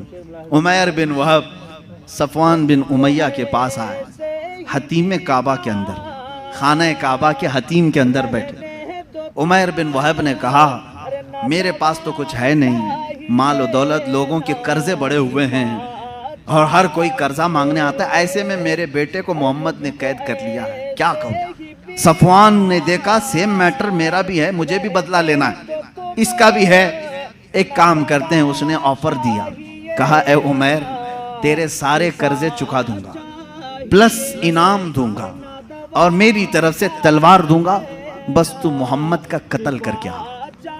सल्लल्लाहु तआला अलैहि वसल्लम दोनों खुफिया मीटिंग करते हैं खाने काबा की हतीम में बैठकर, और उसके बाद सफवान ने अपनी तलवार को जहर में बुझाकर आग में तपा करके कि किसी को थोड़ा जख्म भी दे दिया जाए तो वो मर जाए, इतनी जहरीली तलवार उमैर बिन वहब के हाथ में थी। उमैर बिन वहब को शैतान कुरैश कहते थे कि सबको भड़काने वाला, जंगे बदर में लाने वाला उमैर बिन वहब ये जहरीली तलवार लेकर मदीने आए।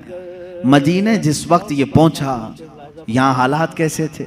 मस्जिद नबवी के अंदर वो कैदी बंधे हुए थे, हुजूर पाक सल्लल्लाहु तआला अलैहि वसल्लम अंदर हैं, हज़रत उमर फारूक रज़ियल्लाहु तआला अन्हु चंद सहाबा के साथ पहरा दे रहे थे, और हज़रत उमर जहाँ खड़े हों किसकी मजाल है कि अंदर जाए।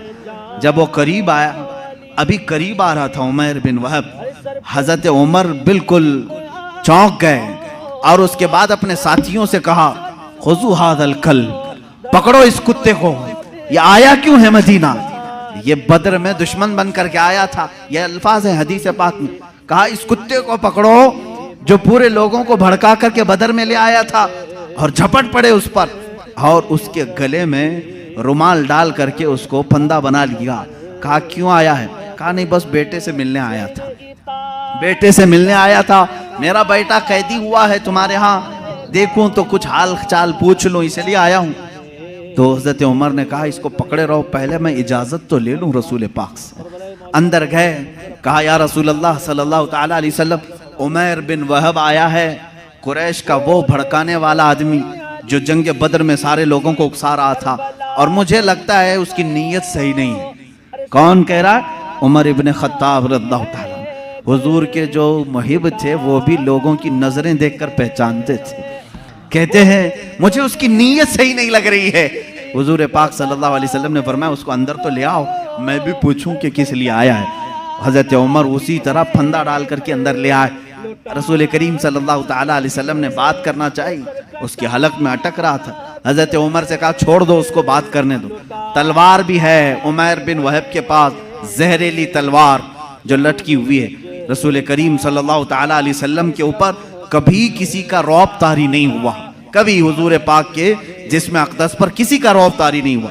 निहायत ही संजीदगी के साथ अल्लाह के नबी सल्लल्लाहु तआला अलैहि वसल्लम ने पूछा ए उमैर क्यों आना हुआ मदीने? उसने कहा बेटे की खैर खैरियत के लिए आया हूँ, मेरा बेटा कैदी बन करके आपके यहाँ आया है। हुजूर ने फरमाया नहीं ये मकसद नहीं होगा तेरा, ये मकसद तो नहीं होगा, सच सच बता। कहा नहीं बेटे की खबर लेने के लिए ही तो आया हूँ। हुजूर ने फरमाया बेटे की खैरियत पूछने के लिए तलवार लेके क्यों आए हो? तलवार की क्या जरूरत है? उसने तलवार नीचे फेंक दिया और कहा इन तलवारों का क्या? जंगे बदर में तो आपने देखा हमारे पास तलवारें थी फिर भी हम कामयाब नहीं हुए, इन तलवारों का क्या लेना? वो बातें बना रहा था जैसे सामने वाले को यूं समझा हो कि नहीं जानता है। वो तलवार नीचे रख करके कह रहा है तलवार से क्या होना जाना है, कुछ तो नहीं होगा। हुजूर पाक सल्लल्लाहु तआला अलैहि वसल्लम जलाल में कहा उमैर बिन वहब चुप हो जाओ, वो बात बताओ जो मक्का के हतीम में बैठकर सफवान के साथ तुम करके आए हो। हतीम काबा के अंदर बैठ करके तुमने जो सफवान के साथ डीलिंग की है, मुआहिदा किया, वो बात बताओ।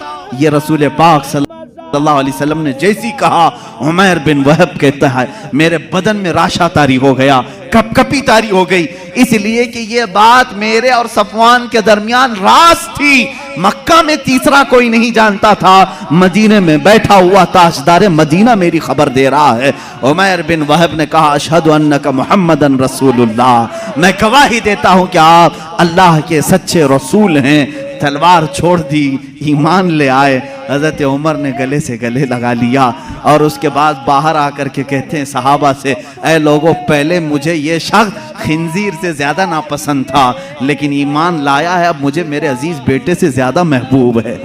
ये ईमान की علامت بھی ہے۔ اللہ کے نبی صلی اللہ تعالیٰ علیہ وسلم نے وہ خبر دی جو حتیم کعبہ میں بیٹھ کر کے وہ راز و نیاز سے باتیں کر رہے تھے۔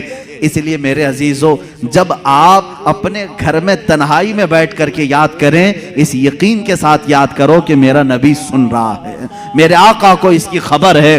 اب رہی بات، وہ زندگی میں جانتے تھے، بعد وفات بھی جانتے ہیں۔ یہ بھی دلیل ہمارے پاس۔ پہلے ہم زندگی ہی کی بات کر لیں، ظاہری زندگی کی۔ اللہ کے نبی صلی اللہ تعالیٰ علیہ وسلم کے ساتھ ایک بار نہیں کئی مرتبہ یہ معاملہ آتا ہے۔ جنگ موتا یہ جارڈن کی سرزمین پر، اردن، جس کو عربی میں اردن کہتے ہیں، انگلش میں جارڈن۔ جنگ موتا یہ بڑی خطرناک جنگ ہوئی ہے صحابہ کے ساتھ۔ اس میں رسول کریم صلی اللہ تعالیٰ علیہ وسلم شریک نہیں تھے، مدینہ طیبہ میں تھے چند صحابہ کے ساتھ۔ اس میں صحابہ گئے، حضرت جعفر طیار اللہ تعالیٰ سپہ سالار بن کر کے گئے تھے۔ حضرت جعفر طیار حضور صلی اللہ تعالیٰ علیہ وسلم کے چچیرے بھائی ہیں، حضرت مولا علی کرم اللہ وجہہ الکریم کے سگے بھائی ہیں، جعفر بن ابی طالب۔ یہ سپہ سالار بن کر کے گئے، وہاں پر بازنطینی لوگوں سے سخت ترین مقابلہ تھا۔ مدینے میں میرے آقا صلی اللہ تعالیٰ علیہ وسلم بیٹھے ہوئے ہیں، جنگ موتا ہو رہی ہے۔ آج آپ جا کر کے کیلکولیٹ کر کے دیکھ لینا مدینے سے جارڈن کا فاصلہ کتنا ہے، کافی زیادہ ہوگا۔ وہ ایک الگ کنٹری ہے، آج یہ سعودی عرب الگ کنٹری ہے۔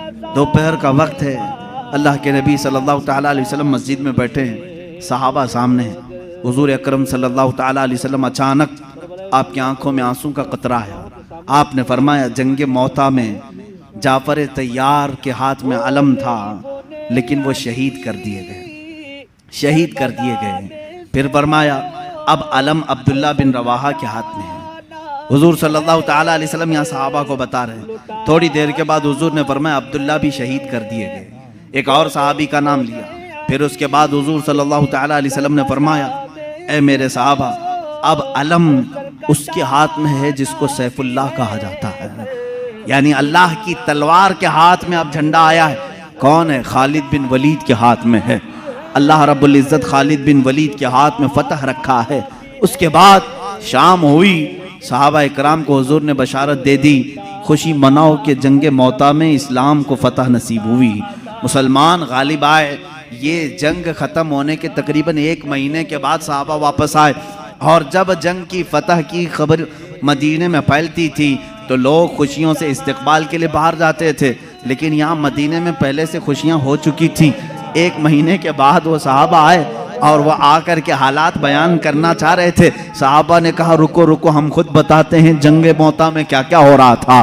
وہ کہتے ہیں کیا پہلے جھنڈا جعفر ابی طالب کے پاس نہیں تھا؟ کہا ہاں تھا، وہ شہید ہو گئے، ان کے بعد عبداللہ کے پاس تھا؟ کہا ہاں تھا۔ کہا ان کے بعد زید بن حارثہ کے پاس تھا؟ کہا ہاں ان کے پاس تھا۔ پھر جھنڈا خالد بن ولید کے ہاتھ میں آیا اور فتح ہو گئی۔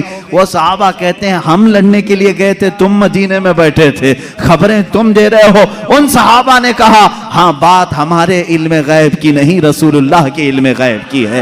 جس وقت تم جنگ کے میدان میں تھے، اللہ کے نبی پورے موتا جنگ کا نقشہ ہمیں مدینے میں بتا رہے تھے۔ عزیزان گرامی وقار، اسی کو امام اہل سنت فاضل بریلوی نے فرمایا ہے، سر عرش پر ہے تیری گزر، دل فرش پر ہے تیری نظر، ملکوت و ملک میں نہیں کوئی شے، وہ جو تجھ پہ عیاں نہیں۔ یا رسول اللہ، اور کوئی غیب کیا تم سے نہا ہو بھلا، جب نہ خدا ہی چھپا تم پہ کروڑوں درود۔ عزیزان گرامی وقار، بے شمار واقعات میں صحابہ کہتے ہیں ہمیں معلوم تھا، اللہ کے نبی صلی اللہ تعالیٰ علیہ وسلم کو اس کی خبر تھی۔ اب اپنے بعد ہونے والے حالات کو جو حضور نے بیان کیے وہ خود ایک الگ ٹاپک ہے، قیامت کی نشانیاں۔ رسول کریم صلی اللہ تعالیٰ علیہ وسلم نے کیا کیا نہیں بیان کیا۔ ایک صحابی حضرت حذیفہ بن یمان رضی اللہ تعالیٰ عنہ، یہ ایک ایسے صحابی ہیں، یہ ان کی خصوصیت یہ تھی حضرت عمر فاروق ان کو دیکھتے رہتے تھے۔ کیوں جانتے ہیں؟ یہ راز حضور صلی اللہ تعالیٰ علیہ وسلم کے کچھ رازوں سے یہ واقف تھے۔ حضرت حذیفہ، حضرت عمر جو ہے جب بھی کسی کا جنازہ ہوتا تو سب سے پہلے صفوں میں حضرت حذیفہ کو دیکھتے تھے۔ اگر حضرت حذیفہ نماز میں ہیں تو حضرت عمر نماز پڑھتے تھے، اگر حضرت حذیفہ نہیں ہوتے تو حضرت عمر بھی نماز نہیں پڑھتے۔ کیوں؟ کیا بات ہے؟ کیا چیز ایسی تھی؟ آپ سے پوچھا گیا امیر المومنین کیا بات ہے؟ کیوں آپ حذیفہ کو تلاش کرتے ہیں اور جب حذیفہ جماعت میں ہو تو آپ نماز پڑھتے ہیں جنازے کی، وہ نہ ہو تو نماز جنازہ نہیں پڑھتے؟ بات یہ ہے میرے عزیزو، حضرت حذیفہ کہتے ہیں رسول کریم صلی اللہ تعالی علیہ وسلم نے ان کو قیامت تک آنے والے منافقین کا نام کے ساتھ بتایا تھا، فلاں بن فلاں منافق ہے، فلاں بن فلاں منافق ہے، فلاں بن فلاں منافق ہے۔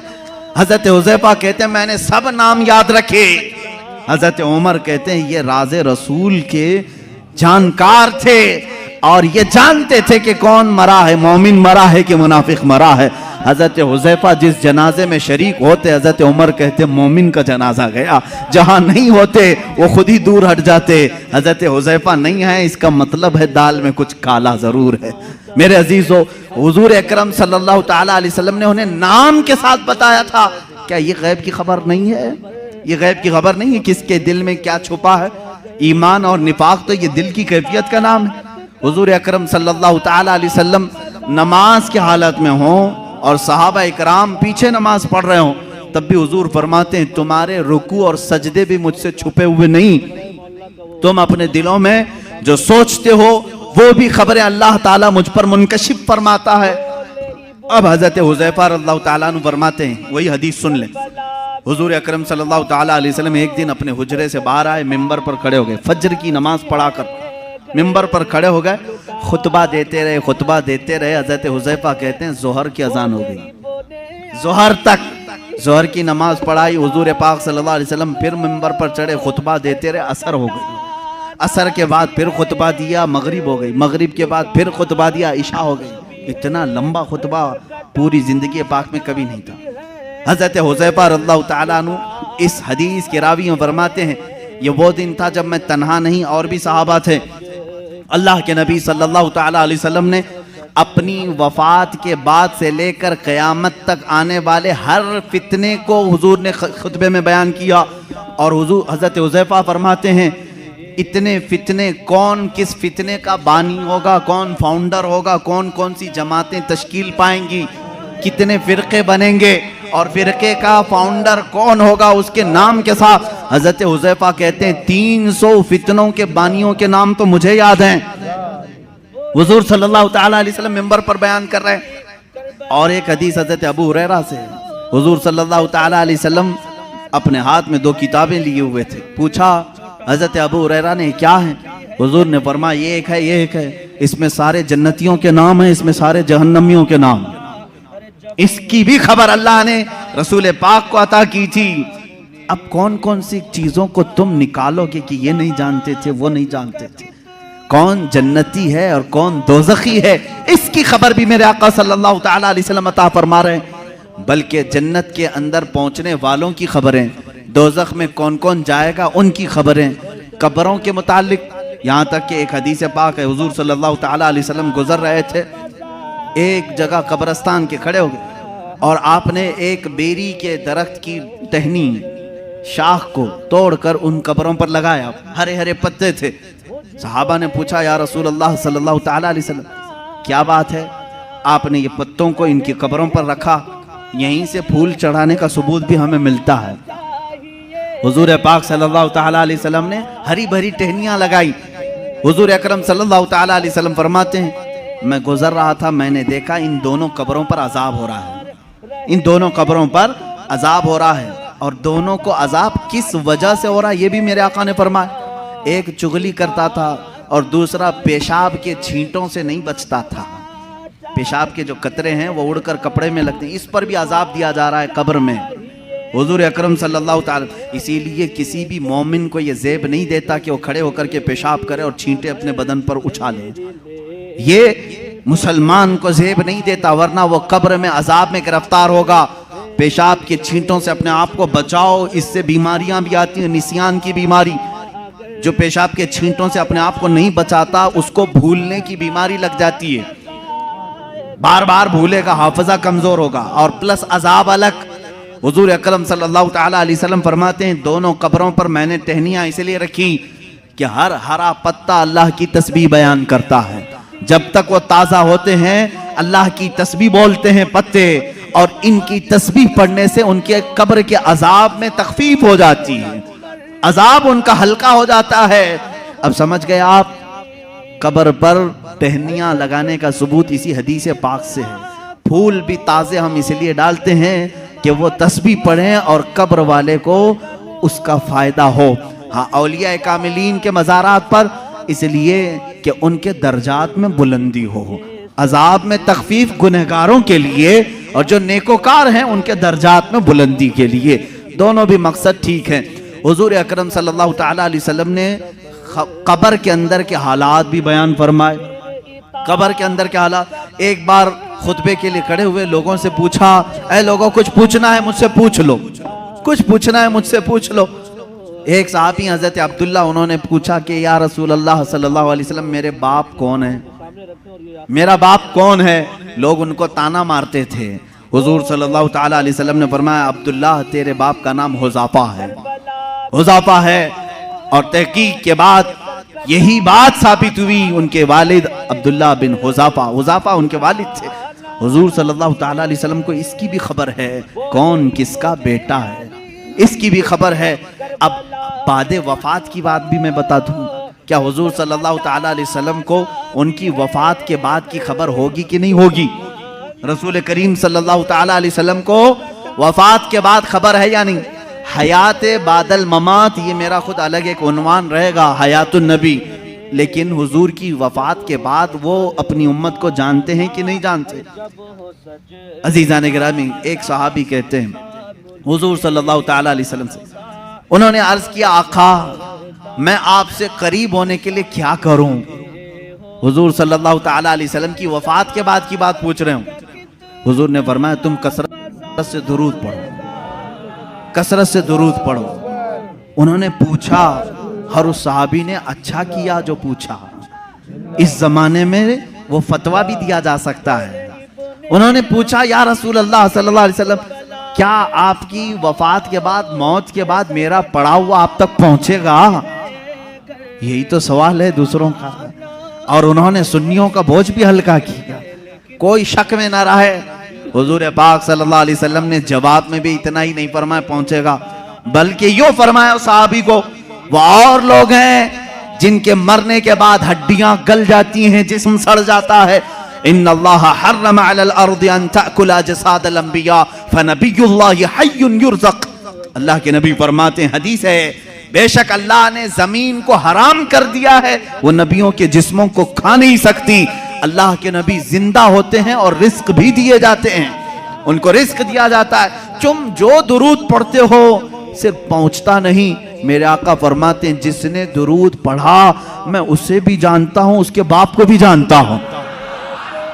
پڑھو درود مبارک، اللہم صلی علی سیدنا محمد وعلی آلہ واصحابہ وبارک وسلم ابدا۔ رسول کریم صلی اللہ تعالیٰ علیہ وسلم فرماتے ہیں میں اس کو بھی جانتا ہوں، اس کے باپ کو بھی جانتا ہوں۔ غیب کی خبریں رکھنے والا وہ رسول کبھی یہ نہیں فرمایا کہ مدینے سے بھیجے گا تو جانتا ہوں، مکے سے بھیجے گا تو جانتا ہوں۔ مطلق فرمایا افریقہ سے بھیجے، ہندوستان سے بھیجے، پاکستان سے بھیجے، جہاں سے بھی بھیجے، چاہے اس کے باپ کا نام جیسا بھی ہو، لیکن میرے آقا نے فرمایا میں اس کو بھی جانتا ہوں، اس کے باپ کو بھی جانتا ہوں۔ اے مسلمانوں فخر کرو اس بات پر، قربان جاؤ اس بات پر۔ ایک درود ایسا ہے، ایک عبادت ایسی ہے جب ہم یہاں پڑھتے ہیں ہمارے باپ کا تذکرہ مدینے میں ہو رہا ہوتا ہے، میرے آقا کی جالیوں کے سامنے ہمارے باپ کا نام تک پہنچ جاتا ہے۔ اس سے بڑی خوش قسمتی تمہاری اور کیا ہو سکتی ہے جب نبی کو فرشتہ جا کر یہ بتا رہا ہو یا رسول اللہ فلاں کا بیٹا فلاں ابھی درود پڑھا ہے اور آپ کی بارگاہ میں پہنچایا جا رہا ہے۔ فرشتے پہنچاتے ہیں۔ بعض وہ ہیں حضور فرماتے ہیں جن کے درود کو میں خود سنتا ہوں، بعض وہ ہیں جن کے درود کو میں خود سنتا ہوں، اور بعض وہ ہیں جن کے درود کو اللہ کے ملائکہ فرشتے مجھ تک پہنچایا کرتے ہیں۔ یہ کب تک پہنچاتے ہیں اس کی بھی کوئی لمٹ نہیں، جب تک قیامت نہ آ جائے رسول پاک ہر امتی کی خبر رکھتے ہیں۔ میرے عزیزو یہ عقیدہ کیوں ضروری ہے اب میں آپ کو بتا دوں۔ ظالموں نے، انگریزوں نے، یہودیوں نے، ان کے اندر ایک جماعت ہے مستشرق جس کو اورینٹلائزم کہا جاتا ہے۔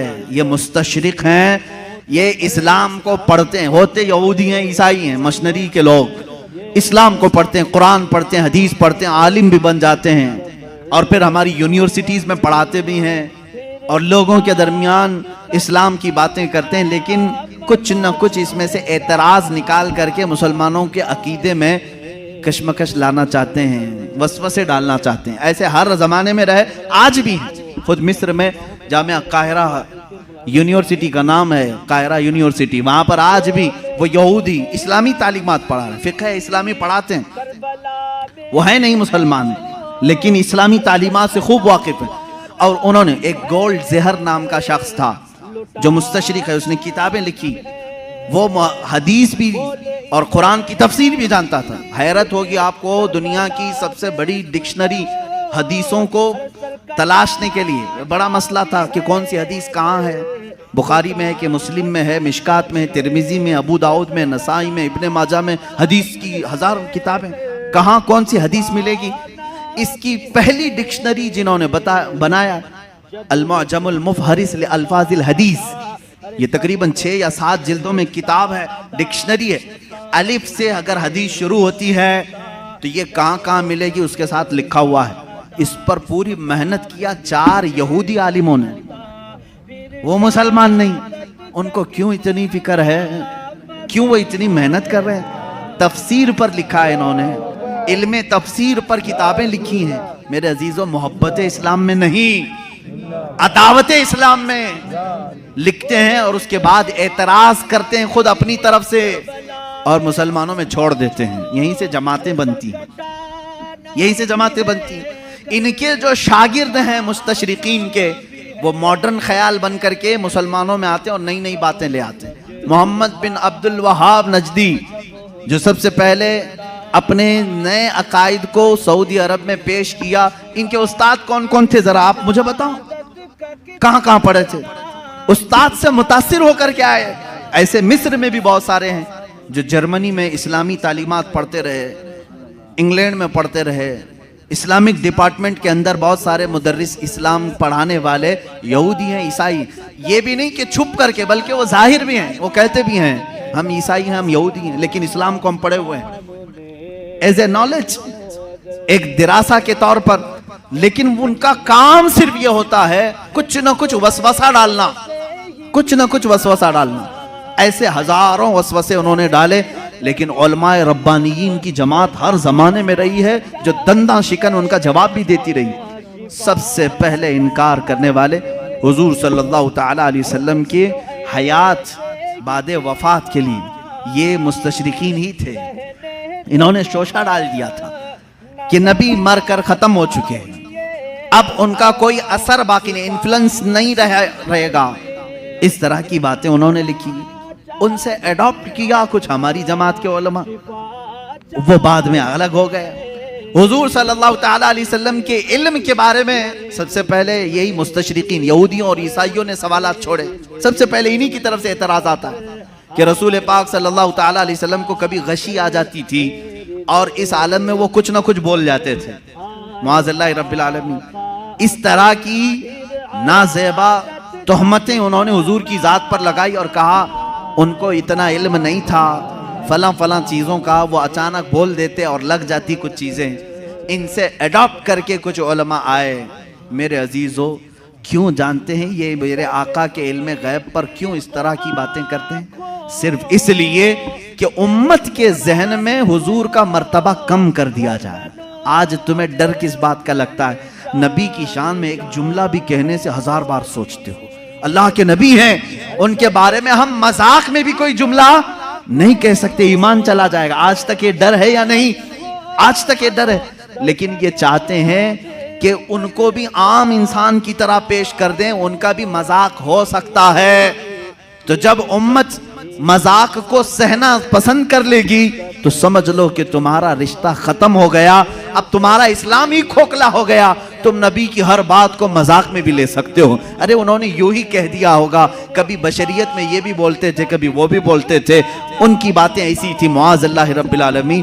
یہاں آ جاتی ہے بات سیدھے تمہارے اسلام کی جڑوں پر، اس لیے اس کو اتنا ہلکا مت سمجھنا۔ علم غیب پر ڈسکس کرنے والوں کو میں یہ کہتا ہوں، اے نوجوانوں، تمہاری یہ فیلڈ نہیں ہے، تمہارا یہ میدان نہیں ہے، مناظرے کرنا تمہارا کام نہیں ہے، بس اتنا تم عقیدہ رکھو ہم اس مسئلے میں کوئی گفتگو نہیں کرنا چاہتے، میرے رسول کو اتنا علم تھا جتنا میرے مولا نے دیا تھا، رب تعالیٰ جانے کتنا دیا تھا، رسول جانے کی کتنا لیا تھا، بس اس پر تم اپنی گفتگو کو ختم کر دینا۔ دوسرا کوئی بھی شیطان تمہارے پاس آئے میسج کرے رسول کو اس بات کی خبر نہیں تھی، رسول کو اس بات کی خبر نہیں تھی، تم ہر ایک کے ڈیبیٹ میں مت بیٹھنا، شیطان گفتگو میں لگا کر کے تمہارا ایمان سلب کرنا چاہتا ہے، تمہارے ایمان پر ڈاکہ ڈالنا چاہتا ہے۔ شروع میں تم ڈیفنس میں جواب دیتے رہو گے اور جب تھک جاؤ گے تب سوچو کہ میرے بھائی صحیح کہہ رہا ہے سامنے والا، میرے پاس تو کوئی دلیل ہی نہیں، ہمارے علماء کے پاس بھی کوئی دلیل ہی نہیں۔ امام رازی کے پاس شیطان آ کر کے ان کے خدا کا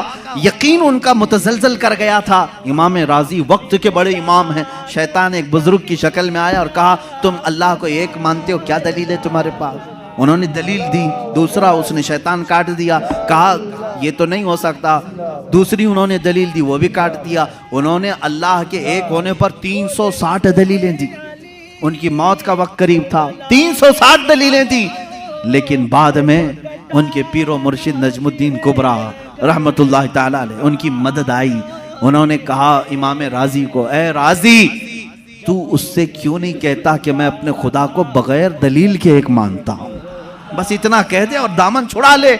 پھر امام رازی نے کہا ایک وقت ایسا آ گیا تھا رازی کا، وہ سوچنے لگ گئے تھے کہ اللہ ایک ہے بھی کہ نہیں ہے، ایک ہے کہ نہیں ہے، ڈگمگا دیا تھا شیطان۔ تب پھر پیر و مرشد کی نسبت بھی کام آئی، کہا نہیں اس بارے میں میں دلیل ہی نہیں دیتا، میں مانتا ہوں اللہ ایک ہے تو ایک ہے۔ میں یہی آپ کو آج کہنا چاہوں گا میرے عزیز، تمہارا علم اتنا نہیں کہ ہر شیطان سے مقابلہ کرو، ہر ڈیبیٹ میں تم حصہ لو، یہ تمہاری ذمہ داری نہیں، یہ ڈیبیٹ کرنا، مناظرہ کرنا یہ علماء مفتیان کرام مناظرین اسلام پر چھوڑ دو۔ اللہ نے اس فیلڈ کے بھی ماہرین پیدا کیے ہیں، اس میدان کے مجاہد بھی پیدا کیے ہیں جو مخالفین کا دانت توڑ کر کے جواب دیتے ہیں، وہ موجود ہیں، وہ ان کی اپنی فیلڈ ہے، لیکن ہر ایرا غیرہ اس میں بازی لے جانے کی کوشش میں کرے گا تو تمہارا گھوڑا کہیں کا کہیں گر جائے گا اور تم شہید بھی ہو جاؤ گے، گر جاؤ گے۔ اب یہاں پر میرے عزیزو میری نصیحت سن لو، اس طرح کے ڈیبیٹ جب بھی آئیں میرے رسول کو کتنا علم تھا کتنا نہیں تھا، تب اتنا ہی کہو میرا تو عقیدہ اتنا ہے اللہ نے ان کو بے حساب دیا تھا، جتنا اللہ نے دیا تھا اتنا ان کے پاس تھا، یا اللہ جانے کتنا دیا تھا رسول جانے کتنا لیا تھا۔ اسی پر اپنی گفتگو ختم کرو، رسول کریم صلی اللہ تعالیٰ علیہ وسلم کے علم غیب پر زیادہ ڈسکس نہ کرو، اس کے بعد انشاءاللہ اور بھی دیگر بحثیں آئیں گی، حضور بشر تھے کہ نور تھے، حضور حاضر ہیں کہ ناظر ہیں کہ نہیں ہیں، حضور وفات کے بعد زندہ ہیں یا نہیں، حضور کو کتنے اختیارات تھے، یہ سب آج کے مسائل جو پھیلائے ہوئے ہیں کتابوں میں انشاءاللہ العزیز ہر ایک پر تھوڑی سی ہی صحیح گفتگو کرنے کی سعادت ضرور حاصل کروں گا، اس لیے کہ ہم نے رسول مانا ہے تو وہ رسول مانا ہے جیسے صدیق اکبر نے مانا تھا، ہم وہ رسول مانتے ہیں، اس لیے کہ حضرت صدیق اکبر کا ایمان تو دیکھو، ابو جہل آیا ایک بار کہنے لگا ابو بکر تمہیں معلوم ہے یہی ایمان ہونا چاہیے آپ کا بھی، ابو بکر صدیق آ رہے تھے کہیں باہر سے، ابو جہل پکڑا، کہا ابو بکر ایک سوال کا جواب دے دو، کہا کیا ہے؟ کہا ایک شخص کہہ رہا ہے کہ کل کی رات وہ مسجد حرم سے بیت المقدس تک گیا تھا، ایک ہی رات میں گیا تھا اور اس کے بعد پھر واپس لوٹ کر کے بھی آیا، پاسیبل ہے، ایسا ممکن ہے؟ یہ معراج کا دوسرا دن تھا، حضرت ابو بکر کو ابھی معلوم بھی نہیں تھا، وہ گئے بھی نہیں تھے حضور کے پاس، پہلے ہی ابو جہل ملا خبر دینے کے لیے، تو حضرت ابو بکر نے کہا ایسا کیسا ممکن ہے ایک رات میں کوئی مسجد حرم سے مسجد اقصیٰ تک جائے، پاسیبل نہیں ہے، ممکن نہیں، کیونکہ مکہ سے فلسطین کا سفر جو ہے اس زمانے میں 1.5 مہینے کا تھا، ایک رات میں کوئی کیسے جا کے آئے گا؟ اب وہ کہکا مار کے ہنسنے لگا، ٹھٹا مار کر کے ہنسنے لگا، اسے یہی تو پوائنٹ چاہیے تھا۔ ابو جہل نے کہا ابو بکر اتنی بات نہیں، وہ اس سے بھی آگے کی بھی باتیں کہہ رہا ہے، تمہارا کیا خیال ہے؟ حضرت ابو بکر چونک گئے، بتا تو صحیح کون کہہ رہا ہے، کون ہے یہ جو دعویٰ کر رہا ہے؟ ابو جہل نے کہا وہی محمد جس کے پیچھے تم گھومتے ہو صلی اللہ علیہ وسلم، حضرت ابو بکر جلال میں آئے، کہا ہے ابو جہل اگر انہوں نے کہا ہے اس سے بڑی بات بھی تب بھی میں ایمان لاتا ہوں۔ ہر چیز پاسیبل ہے، ہر چیز ممکن ہے۔ اگر انہوں نے کہا کہ مسجد حرم سے مسجد اقصیٰ تک وہ ایک رات میں جا کر کے آئے تو تم مجھ سے اتنی بات پوچھ رہا ہے کہ ہو سکتا ہے کہ نہیں ہو سکتا؟ اگر رسول کہہ دے کہ ایک آن میں 7 آسمان پر جا کر آیا تب بھی میں تسلیم کروں گا۔ یہ حضرت ابو بکر پہلے ہی بتائے، اس کے بعد بارگاہ مصطفیٰ میں آئے حضور صلی اللہ تعالیٰ علیہ وسلم کے بعد۔ ابھی حضور صحابہ کو اپنے سفر کی داستان سنا رہے تھے۔ حضرت ابو بکر کس سے سن کے آئے تھے؟ ابو جہل سے، لیکن قربان جاؤ میرے مولا نے انہیں جو عطا کیا۔ حضرت ابو بکر جیسے ہی آئے حضور نے مسکرا کر کے کہا اے ابو بکر جبرائیل آئے تھے اللہ کی طرف سے تمہارے لیے ایک لقب لے کر کے آئے ہیں۔ کہا یا رسول اللہ کیا ہے؟ کہتے اللہ نے آج سے ابو بکر کو صدیق کہا ہے۔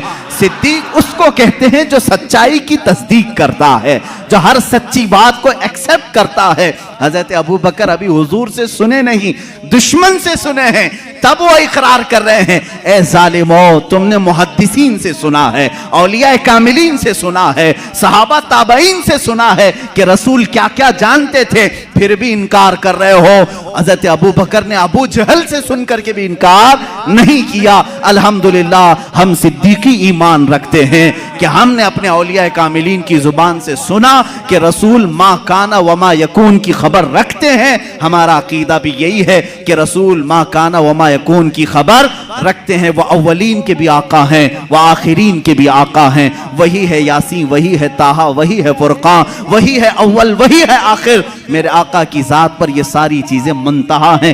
اللہ رب العزت ہمیں اہل سنت و جماعت کے سچے مذہب پر قائم و دائم رکھے۔ مولا تعالی ہمیں اسی عقیدے کے ساتھ اس دنیا سے رخصت فرمائے۔ اے مولا ہمارا جنازہ اہل سنت و جماعت پر اٹھا، جب رسول کریم صلی اللہ علیہ وسلم کی بارگاہ میں پہنچیں تو ہمیں شرمندہ اور ذلیل و رسوا ہونے سے محفوظ فرما۔ وآخر دعوانا ان الحمدللہ رب العالمین۔ شفا چاہیے